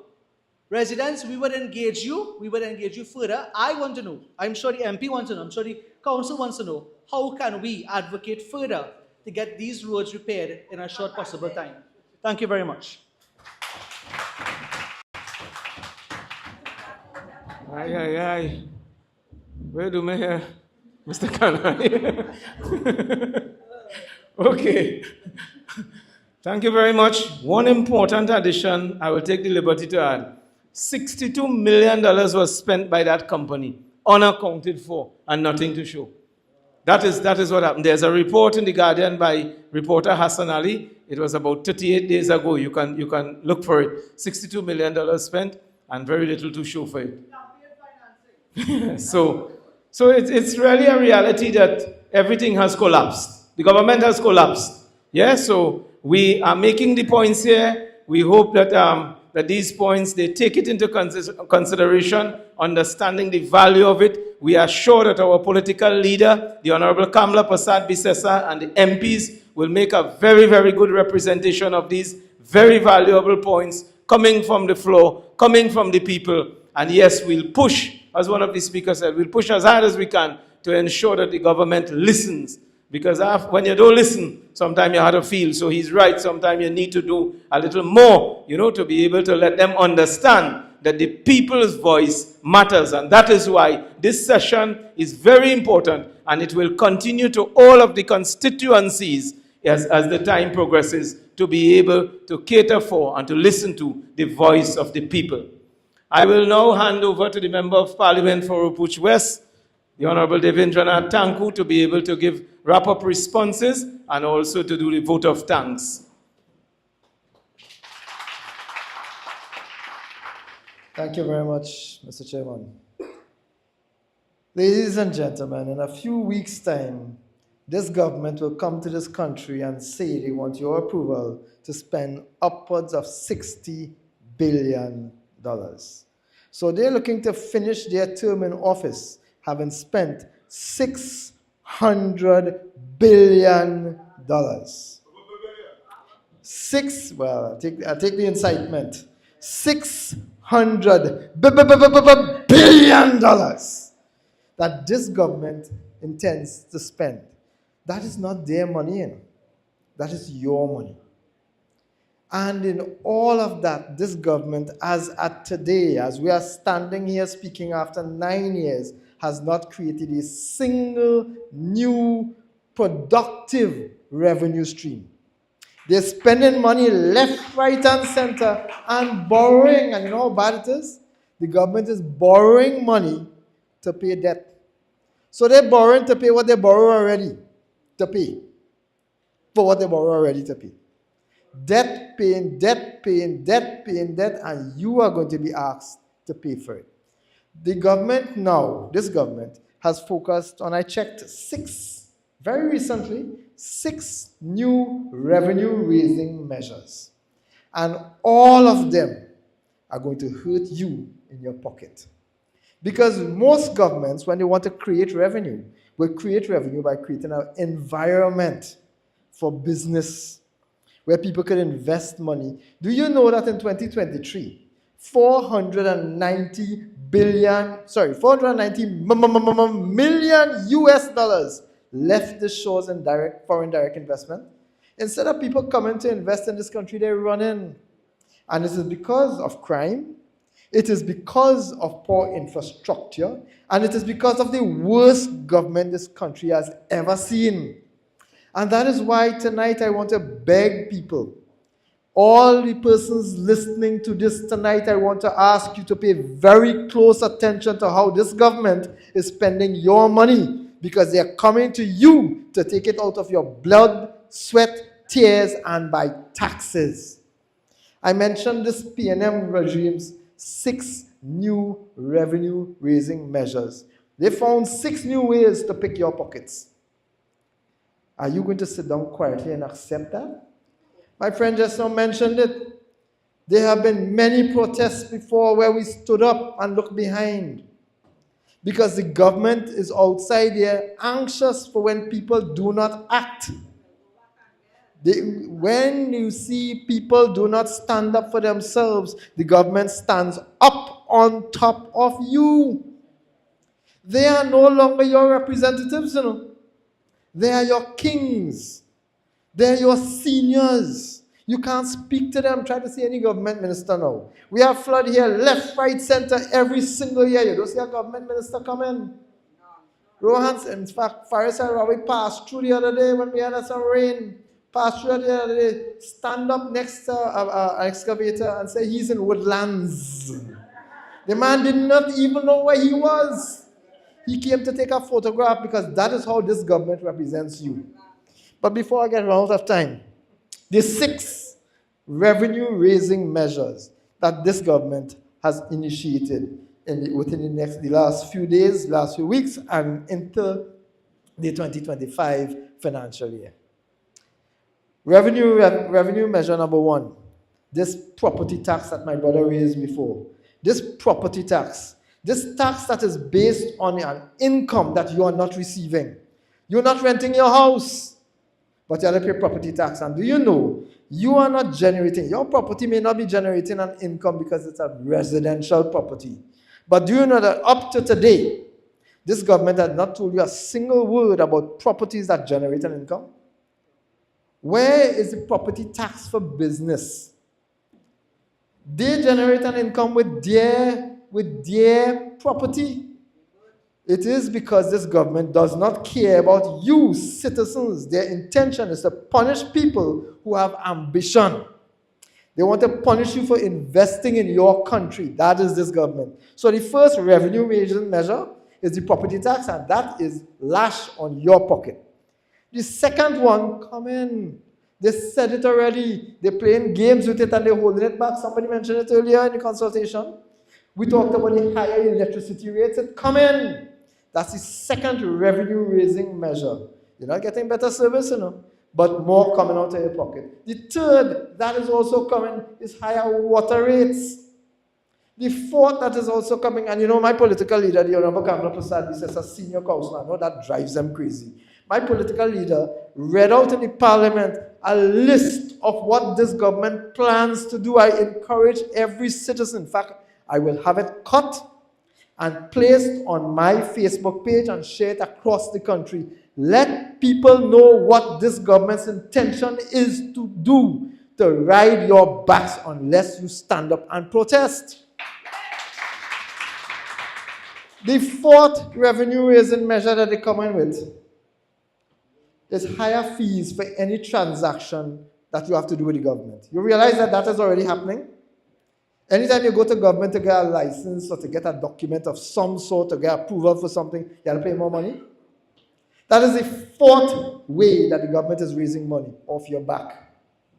The fifth way is a new thing I hear the minister talk about. I call it the dengue tax.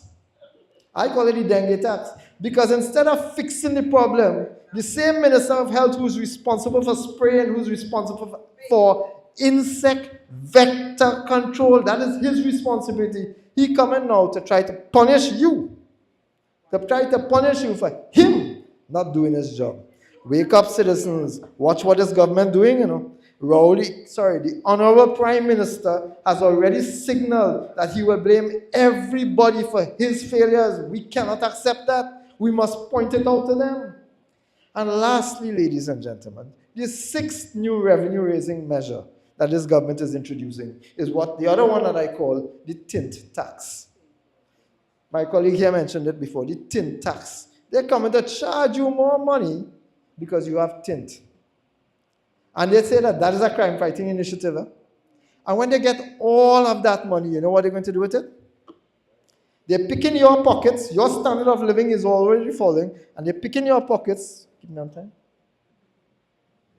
Right. They're picking your pockets so that these fellas could fly first class every other day, jump on a plane and go to Venezuela.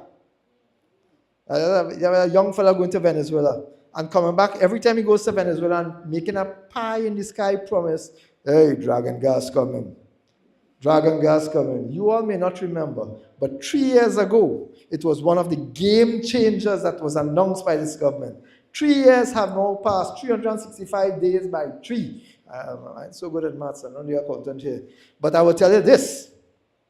Dragon gas is not going to come for the next 2 years and maybe the next 3 years. It is only going to be a mama guy. But the crisis that has emerged now, because the government has not focused on developing new revenue streams, new revenue sources, they're only focusing on one potential, maybe pie in the sky somewhere down the road project.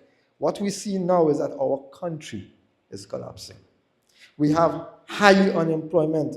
My brother mentioned it before. Young people in this country, for 1 out of every, what was the figure? 20%? 1 out of every 5 person, it doesn't matter what your qualifications are, every 5 young people cannot get a job in this country. What do you think they're going to turn to? We have a spiraling crime situation that is linked to poverty. It is linked to lack of opportunity. Every single problem you could think of is linked to this government's mismanagement of the resources of this country because they feel they don't need to account to you. But this is your money. Do you all not think that you're entitled to be heard? Do you all not think that you're entitled to know? Do you all not think it is wrong when Colmember could jump up and make the nastiest of nasty comments about an auditor general because she was doing her job and refusing to break the law like he wanted her to do? Why are we silent, ladies and gentlemen? And I know why, We are silent because we are worried about being victimized. Because this government has had a history of it. They passed whistleblowing legislation, but from the time you provide evidence of misconduct, they victimize you. People are petrified in this country. We are living fearful in our homes with all the burglar-proof and dogs and alarm systems. People are still being suffering home invasions. People are being murdered on a daily basis. Ladies and gentlemen, tonight from this podium, I assure you that we will be taking your points, your issues to the parliament because I am just like you are, just like all of us sitting here are, citizens of this country. We all know what the problems are. And many of the solutions came here tonight and will be coming from the other budget consultations and the previous ones that we have done. I want to use this opportunity to thank the political leader of the United National Congress. And it's not just today. We have been doing this for the last 9 years. And even before that, when we were in government, there used to be open, continuous public consultation. That stopped because the PNM found in government. We will continue to engage. We will continue to fight on your behalf. But I plead with you, my brothers and sisters all. Join us in this fight. Join us in this fight because if we do not hold them to account now, when a tree starts to bend, if you don't straighten it, it will just keep bending. When a child starts going wrong and into crime, if the parents and the family and the systems don't get involved to stop them, it will go from worst to worst to worser and to worserest. We need, ladies and gentlemen, to stop this government in its tracks.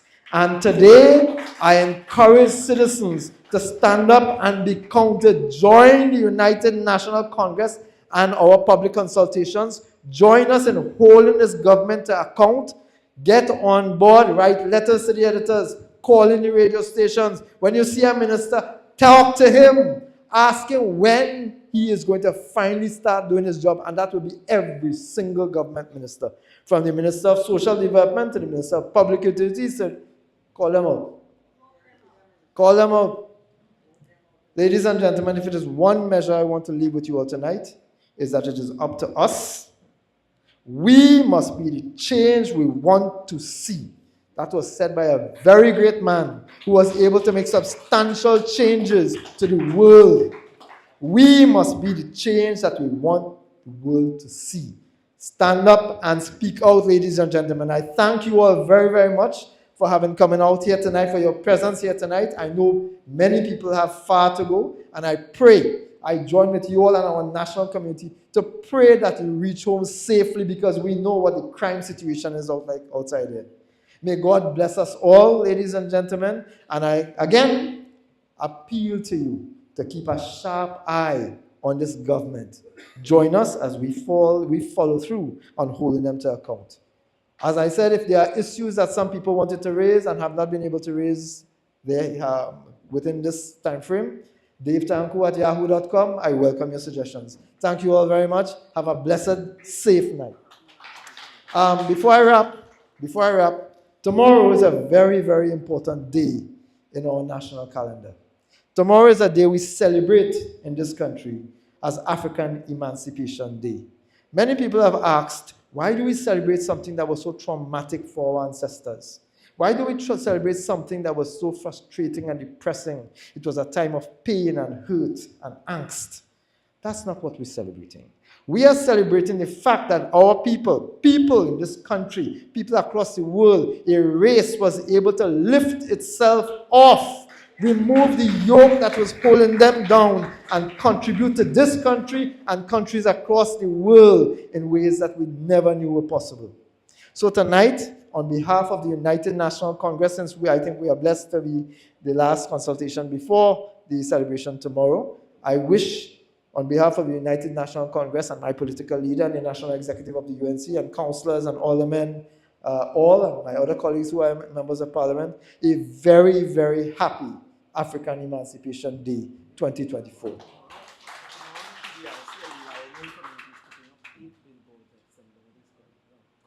My colleague here will now provide you with some very, very important invitation. Thank you.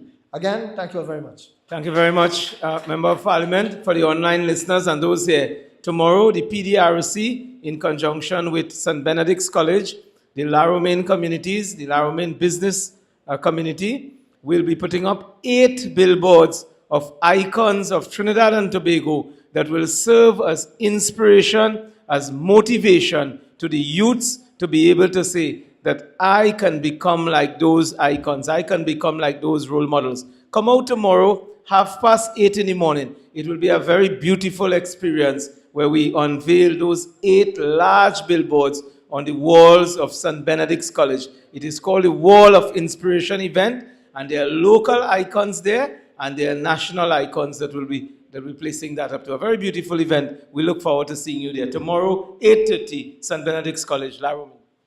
And again, as we had 1 more minute left, in that closing 1 minute, I want to thank the presenters here tonight. I want to ask you to give them a round of applause, the people at the head table, and the individuals who came from the floor who were able to contribute as well. Thank you all so very much. God bless. Go home safely all. Thank you.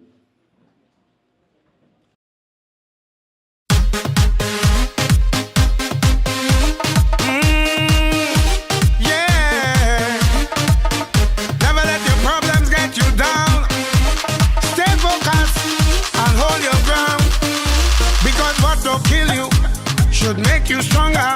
So my problems is like steroids, boy.